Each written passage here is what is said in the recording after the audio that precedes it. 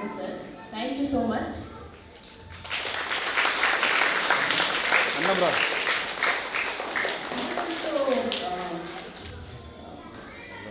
ಇವಾಗ ಮಕ್ಕಳಿಗೆ ಬೇರೆ ಆ್ಯಕ್ಟಿವಿಟೀಸ್, ಒಂದು ಎಜುಕೇಷನ್ ಸ್ಕೂಲ್ ಆ್ಯಕ್ಟಿವಿಟೀಸ್ ಬಿಟ್ಟು ಬೇರೆ ಎಲ್ಲ ಆ್ಯಕ್ಟಿವಿಟೀಸ್ಗೆ ಸಹ ನಾವು ಇನ್ವಾಲ್ವ್ ಮಾಡಬೇಕು. ಒಂದಿರೋದು ಸ್ಪೋರ್ಟ್ಸ್ ಆ್ಯಕ್ಟಿವಿಟೀಸ್, ಅದರಲ್ಲಿ ಬ್ರೈನ್ ಡೆವಲಪ್ಮೆಂಟ್, ಶಾರ್ಪ್ನೆಸ್, ಒಂದು ಸ್ಪೋರ್ಟ್ಸ್ಮನ್ ಸ್ಪಿರಿಟ್ ಬರುತ್ತೆ. ಇನ್ನೊಂದಿರೋದು ಇದು dancing, painting, calligraphy, chess skills, ಇದರಲ್ಲಿ ಶಾರ್ಪ್ನೆಸ್ ಆಫ್ ದ ಮೈಂಡ್ ಬರುತ್ತೆ.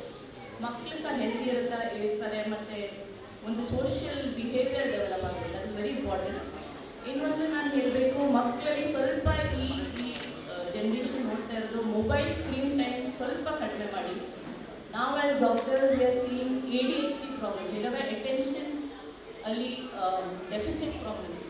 ತುಂಬ ಹೈಪರ್ ಆ್ಯಕ್ಟಿವ್ ಇರ್ತಾರೆ ಮಕ್ಕಳು, ತುಂಬ ಬೇಗ ಇರಿಟೇಟ್ ಆಗಿಬಿಡ್ತಾರೆ. ಸೊ ಪೇರೆಂಟ್ಸ್ಗೆ ದಯವಿಟ್ಟು ಮೊಬೈಲ್ ಟೈಮ್ ಕೊಡೋದು, ಸ್ವಲ್ಪ ಸ್ಕ್ರೀನ್ ಟೈಮ್ ಕೊಡೋದು ಕಡಿಮೆ ಮಾಡಿ. Maximum half an hour 1 hour okay. ಒಂದು ಫೀಡಿಂಗ್ ಟೈಮ್ ಇರುತ್ತೆ, ನೀವು ಏನಾದರೂ ಫೀಡಿಂಗ್ ಮಾಡಬೇಕು, ಅವಾಗ ನೀವು ಮೊಬೈಲ್ ಕಾರ್ಟೂನ್ ಇರೋದು ತೋರಿಸ್ತಾರೆ.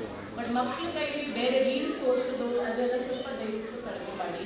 It's very important. Social time ಜಾಸ್ತಿ ಕೊಡಿ, ಫ್ಯಾಮಿಲಿ ಇವೆಂಟ್ಸ್ಗೆ ಇನ್ವಾಲ್ವ್ ಮಾಡಿ, ಬರ್ಡೇ ಇವೆಂಟ್ಸ್ಗೆ ಇನ್ವಾಲ್ವ್ ಮಾಡಿ. ಐಸೋಲೇಟ್ ಮಾಡಬೇಡಿ, ಕೂಡಾಗಬೇಡಿ ಮನೆಯೊಳಗಡೆ. That is very important. Thank you so much.